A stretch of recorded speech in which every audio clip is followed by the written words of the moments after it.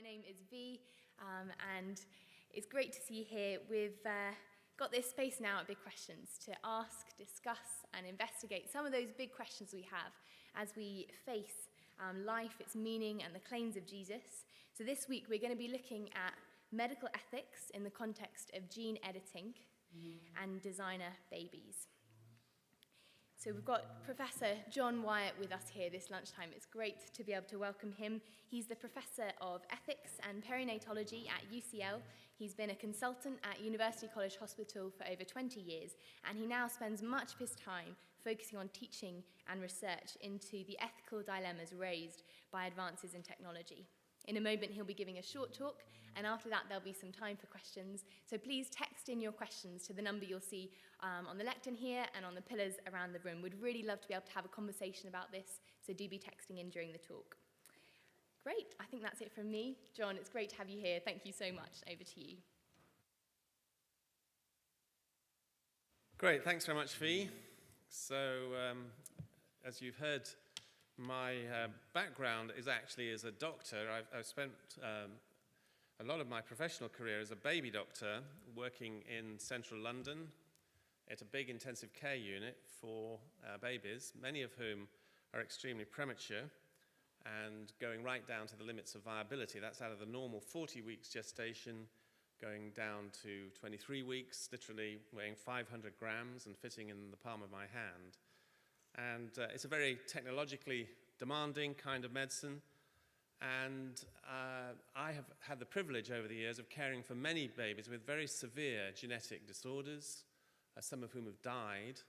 I think it's really important, when we think about the sort of topics we're talking about today, that these are not just interesting academic and scientific issues. They're actually deeply personal issues. They're issues which affect human beings. In fact, I've come to the conclusion that pretty well every problem in medical ethics starts with human pain. It starts with people who bleed and suffer and agonize and worry and die. And whenever we talk about these issues, we need to think about the pain. We need to empathize with the suffering that so many people face. These are not just interesting philosophical questions. But the other thing which is important is that these are not just problems out there in society. Actually, they're in here, in this room. I don't know anything about you, but I can guarantee there are a whole number of people here who have been affected in some way by genetic disorders. You may have watched a loved one die or affected. You may have a sibling with disability. You may have a parent or a relative. You may know that you carry some kind of genetic disorder within your family.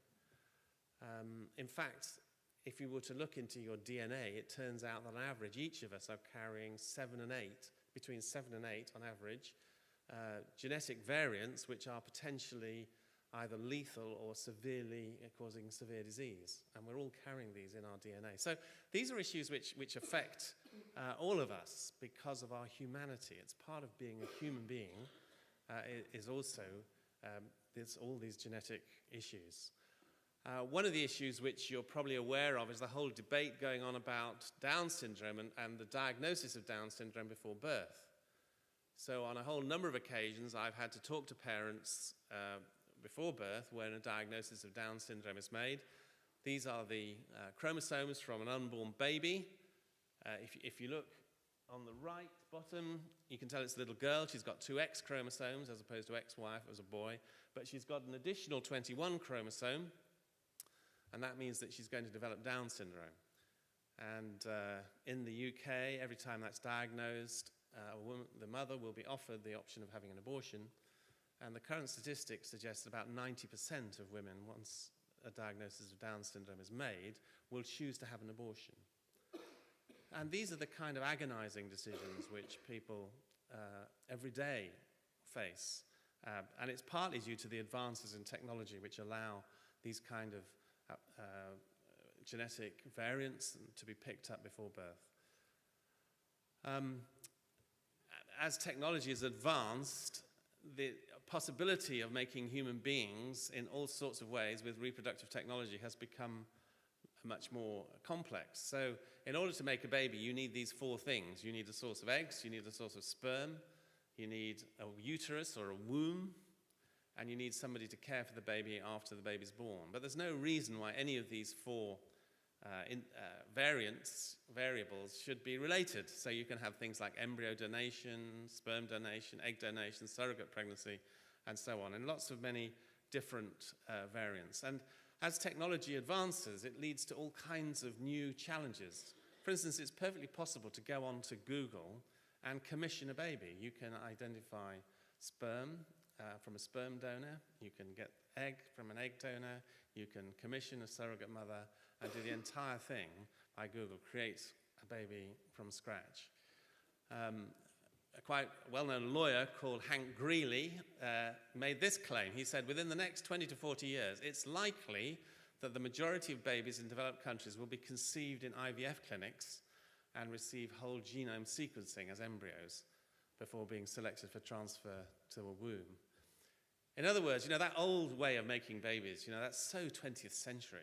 We've moved on beyond that now. The way to make babies is to do it in the laboratory and to create lots of embryos and then select using high-tech methods the best child. This, it's argued, is the way of the future. So why depend on chance to create your child? Why not actually use the technology to select the child who's going to give you the very best potential? And that kind of control is also in this issue of embryo editing. As DNA technology has advanced, it's now possible to take an embryo at a very early stage of gestation and manipulate the DNA and actually change and remove and insert new DNA code into the embryo. And those of you who are doing medicine or biomedical sciences will know about CRISPR-Cas9, which is a very sophisticated kind of technology which is capable of, with pinpoint accuracy, choosing out of the 3 billion base pairs in the human genome, pinpointing just one base pair and then allowing a change to be made with extraordinary precision. And these kind of debates about the appropriate use of this kind of technology is something that's hitting the headlines. It's something which is causing a great deal of discussion. Is this the way we want to go forward as a human race? Do we want to allow us to be able to manipulate and design embryos according to our wish? So there are some people who are saying that this is the next natural step in the whole evolution of the human race. Up till now, evolution has taken place by random processes, but we've now developed to a stage of development in our in the human race where it's possible to take control. It's now possible not to depend just on random forces. We can actually take control on the future of our species. And why not? Surely it's better to take control and design the kind of human beings we want for the future rather than just rely on the random processes. Other people are saying, actually, this is a step too far. This is the sort of science fiction, and of course you know about the dystopic science fiction narratives so often about where it all goes wrong, mad scientists creating human beings. Now it seems that science fiction is coming true, and the technology is now caught up. But actually, should there be a moratorium? Should we say this kind of technology is so dangerous that it should be completely outlawed across the world? Or should there be rules about what you're allowed to do with this kind of extremely complex technology? Well, these are very, very profound, challenging questions. And if you've come here expecting some nice, slick, simple answers, I'm afraid you're going to be very disappointed, because I haven't got any nice, slick, simple answers. I think these are deeply complex questions, and there's going to be a chance for discussion and debate later on. But I just want to step back a bit and think more widely. This is, up till now, the law has said you can only allow an embryo to grow up to 14 days, and after 14 days the embryo has to be destroyed or implanted into a womb. But now there's pressure going on to extend the 14-day limit. At the same time, we're enabling babies at younger and younger ages to survive, and so before long, the possibility might come that you could actually create a baby in a laboratory. You wouldn't actually need a human womb. And again, if that became possible, is that something that we should encourage? Is that maybe the way forward for the human race? I mean, it sounds like Brave New World. If ever you've read that book and about the different laboratories where you had alphas and betas and epsilons, depending on how they were created in the laboratories. Is that the way we want to go? Or again, is that a step too far? It's even possible, it might be possible to make babies without eggs using stem cells as a way of reprogramming them. So these kind of technologies have enormous potential, therapeutic potential for good, for treating devastating, horrific genetic diseases, but they carry this potential also for evil, and it's particularly the manipulation, and to use a philosophical term, instrumentalization, which means to treat a human being as a tool, as an instrument, and particularly taking the most vulnerable human beings, taking human beings at a very early stage of life, and using them as a tool, as a resource. The Canadian philosopher George Grant wrote about technology and its deeper implications, and I found his work very challenging and interesting. And he said that if you take the word technology, then those of you who know any Greek will know it's made of two Greek words, techne and logos. Techne meaning making, and logos meaning knowing. And so technology, he said, is the interpenetration of making and knowing, orientated towards the mastery of nature. It's all about control, it's all about power, it's all about mastery. And up until now, technology has mainly been the mastery of the external environment. Technology has transformed our external environment. But increasingly, technology is now being applied to ourselves, to our own human nature. That we could use this technology to control and master ourselves. So, how do we think about this, and particularly from a Christian perspective? I'm a Christian believer, and I've worked in the field of very high-tech research science at a major university. How do we try and marry the perspective of a Christian perspective with these very, very complex and challenging technological issues? And on the tables in front of you is a psalm, Psalm 139. It's a psalm written by King David of Israel. And it's written many hundreds of years before the birth of Christ. So it's over 2,500 years old.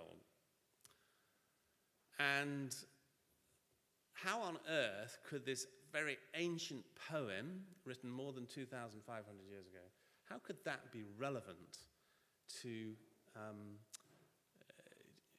the issue we're talking about? But before we look at that, I just want to think about, I want you to do a thought experiment. Imagine that this is what you look like. On the top left, this is what you look like when you were born. This is what you look like at 28 weeks. This is what you look like at 18 weeks. This is what you look like at 6 weeks, at 3 weeks, at 3 days. That's exactly what you look like. And as you go back into your own personal history, all the way back into your mother's womb, is there any point at which you can say, that is not me? That's just a blob. I think actually there isn't. I personally think there's no point at which you, as you go back in your own personal history, at any point, you can't say, that is not me. I mean, if something happened to this being, you wouldn't be sitting there. So that was you. This is you at every stage of your development. And so, in Psalm 139, if you turn the page over, you'll see towards the end of the psalm, and I'm going to draw out 3 themes. There's the theme of creation, of God's relationship and his creative activity in the womb. There's the theme of covenant, which I'll explain when we get to it, and there's the theme of continuity. But first of all, creation. So if you, on the back of the sheet, for you created my inmost being, you knit me together in my mother's womb. I praise you because I am fearfully and wonderfully made. Your works are wonderful, I know that full well. My frame was not hidden from you when I was made in the secret place, when I was woven together in the depths of the earth. Your eyes saw my unformed body. All the days ordained for me were written in your book before one of them came to be. So here is David reflecting on the relationship he has with the living God. And what he realizes is that that relationship goes all the way back into the womb. So whereas reproductive technology and modern embryology tends to emphasize that what goes on in the womb is random, it's entirely random which particular sperm hits which particular egg, and the process is there. And then it's mechanical. So those of you who do biology know about the process of mitosis, of one cell click, 2 cells click, 4 cells click, 8 cells click, 16 cells. It's a purely mechanical process. But interestingly, what David says, and what we see in the psalm, is something quite different. And that is that the unborn baby is lovingly called into existence as a unique person by a personal creator. So he says, I praise you because I am fearfully and wonderfully made. In fact, in the Hebrew, it says, I praise you because I am wonderfully wonderful, your works. It's like the Hebrew is overwhelmed by the wonder of what it means to be human. So what the psalmist is saying, what David is saying, is that actually the origin of our being is not entirely random and it's not entirely mechanical. It's personal and it's intentional. So at the very point at which the cells are going 1 cell click, 2 cells click, 4 cells click, 8 cells, God himself is calling into existence a unique human being, a being who he knows by name and whom he loves. And one of the interesting challenges is to say, how can those two things be true? How can it be true at the same time that there is a purely mechanical process going on and then this profound personal engagement? And I have to be honest and say, I don't know how they're both true at the same time, but I know they are. That this is the mystery of what it means to be human, that we are at the one and the same time biological, physical, and at the same time we are immaterial, personal. And these two things are locked together in our own humanity. So it's the creation. Then there's this theme of covenant. If you turn the sheet over back to the beginning of the psalm, David starts off, you have searched me, Lord, and you know me. You know when I sit and when I rise. And that verb to know repeats through the psalm. He also says, you're familiar with all my ways. You've laid your hand on me. You saw me when I was in my mother's womb. And those words in the Hebrew are words of covenant. And covenant is a committed relationship. It says that God is committed to this being in the womb. It's more than just theoretical knowledge. It's actually a personal engagement. So there is but a covenant, a commitment, a promise. But interestingly, it isn't a two-way relationship in the womb. It's not that David is saying, I knew you were there, God, and I decided to follow you. No. The baby in the womb was completely unaware of what was going on. But God knew the baby, and God was calling the baby into existence. And actually, the implication of this psalm is the same applies to you. That God saw you and knew you and loved you when you were a minute speck in your mother's womb. And in fact, even more bizarrely, it says that every day, what the psalmist says, is that every day that was written was there before one of them came to be. In other words, I believe God saw you and knew that we would be talking about this on this day, on a Friday in Cambridge. That's how profound and intimate God's knowledge of each one of us is. He sees us, he knows us, and he calls us, and he's calling us into relationship. Actually, he's already in relationship with us. He's been in relationship with you since you were a minute speck in your mother's womb. So creation, covenant, and the final one is continuity. So what some philosophers argue is that all this is just sentimental claptrap. What is happening in the womb is just a biological mechanism. And actually, it's only after birth that some kind of self-awareness emerges as our brain function gets to a particular level. In other words, the being in the womb is at a fundamental level completely different from you, a conscious, thinking person, an adult.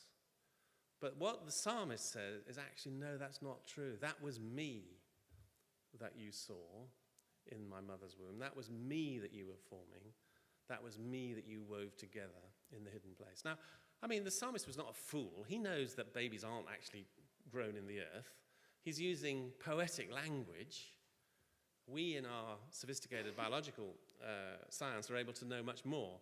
But the fundamentals are that you were the same person then as you are now.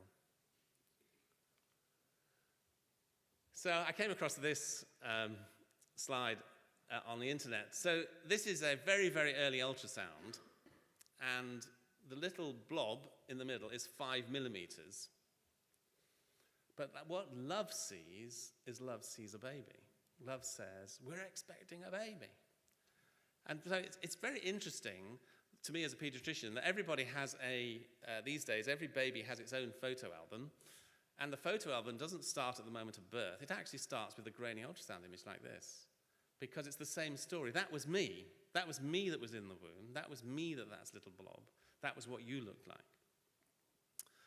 I'm coming to the end, but I just want to use one other analogy, and that is, I think it's quite helpful to think of human beings. Every human being is like a unique masterpiece, but they're also flawed, they're damaged. They're damaged in some way. All of us in Christian thinking are affected by evil, affected by, contaminated in some way, in complex ways. So we're like a masterpiece that's been damaged. And this actually is a painting by Holbein. It's in the National Gallery in the centre of London. And that's what it used to look like. But if you were to go to the National Gallery now, this is what the masterpiece looks like. In other words, the art restorers have got to work. They've used highly sophisticated technology to restore the masterpiece, but art restorers are only allowed to use the technology according to the original artist's intention. In other words, the technology, the issue is not the sophistication of the technology, the issue is what it's being used for. I think that's just an analogy, but it can be helpful. So I think it's appropriate to use genetic technology to restore the masterpiece, to restore human beings back to normal functioning. But I would argue it's not appropriate to use genetic or other sophisticated technology to enhance, to change the design. Because why? Because the original artist's creation design is what is normative. And if we have received our humanity in the way we have, then I would argue we should protect, yes, restore, but let's not change the masterpiece. I'm going to stop there. Thanks very much.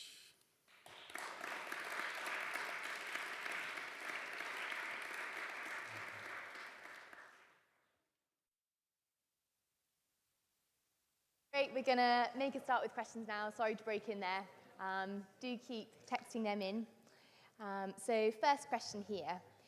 Would you consider the carbon atoms that now make you up to be you when they're in the body of, say, a dinosaur? I'm assuming not. If so, then why does a ball of cells without a mind have to be you as well? Thanks. Yeah, so a good question. And if you... Clearly, the cells that make up an embryo, the atoms that make up an embryo can be traced all the way back. And this is... So it is true that, even this lectern, these atoms that make up this church, are all potential human beings in that sense. They're all potential. They could all be incorporated into our body. Of course, it's not as simple as that, because as we all know, there's a massive turnover of atoms. So the atoms that make up me are completely different from the atoms that made me up 20 years ago. And they are completely different from the atoms that made the being that was in my mother's womb. So a huge problem philosophically is how do I know whether I'm the same person? What holds me, what my continuity? Now, in Christian thinking, it's the immaterial part of the person that is held, that is known. In other words, if you are a pure physicalist, in other words, you think there's nothing but matter and energy, then you've got a huge problem, because basically you are not the same person as 10 years ago, and it's just an illusion, some comforting illusion created.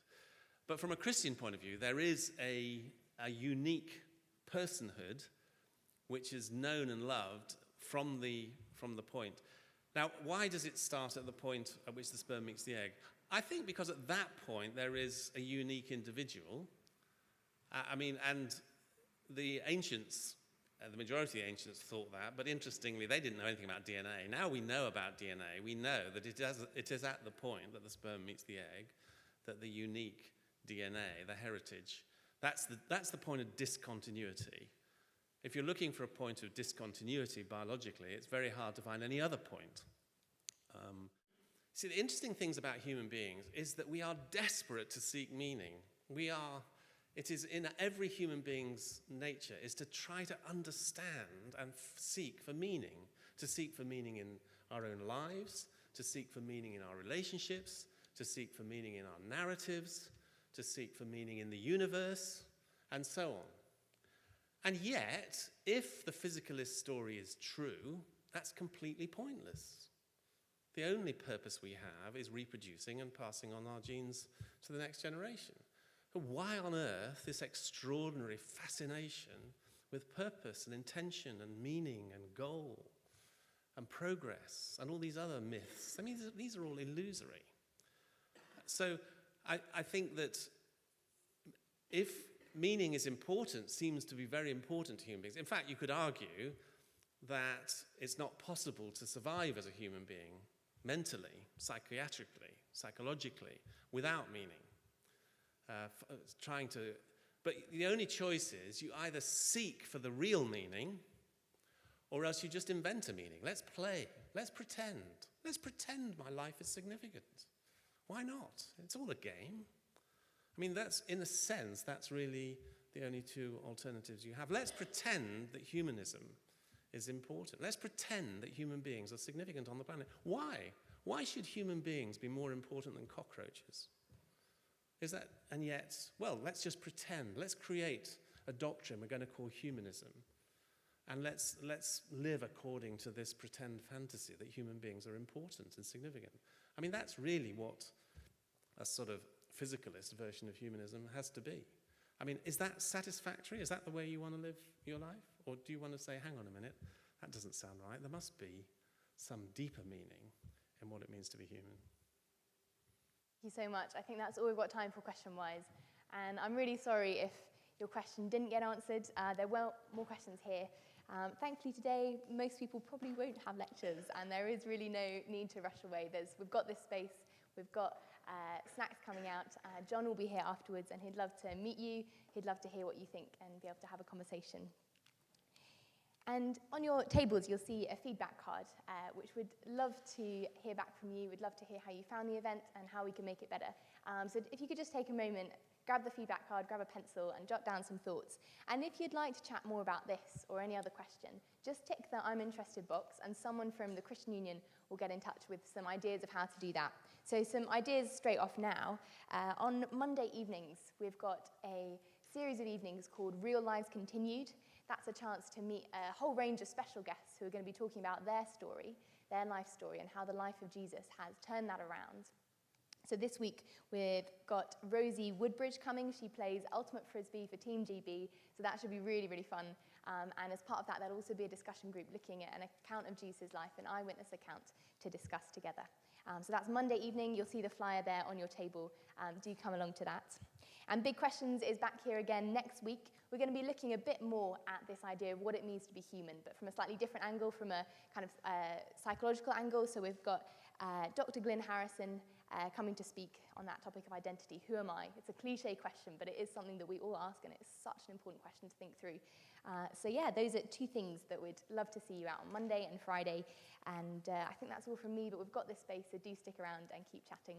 Thanks so much again for coming.